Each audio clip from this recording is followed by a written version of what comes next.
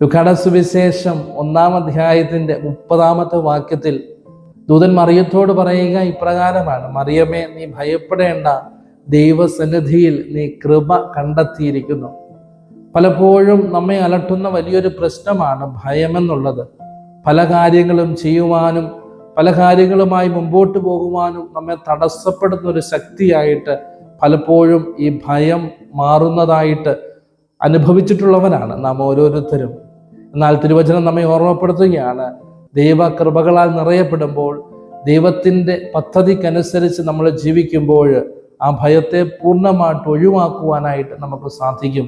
ഭയം ഒരിക്കലും നമ്മെ തടസ്സപ്പെടുന്ന ഒരു ശക്തിയായിട്ട് മാറാതെ ദൈവത്തിൽ ആശ്രയിച്ചുകൊണ്ട് എല്ലാ തടസ്സങ്ങളെയും നീക്കി മുൻപോട്ട് പോകുവാനുള്ള വലിയ കൃപയ്ക്കായിട്ട് ഒരുക്കത്തിൻ്റെ 6-ാമത്തെ ദിവസമായി ഇന്ന് പ്രത്യേകമാം വിധം നമുക്ക് പ്രാർത്ഥിക്കാം.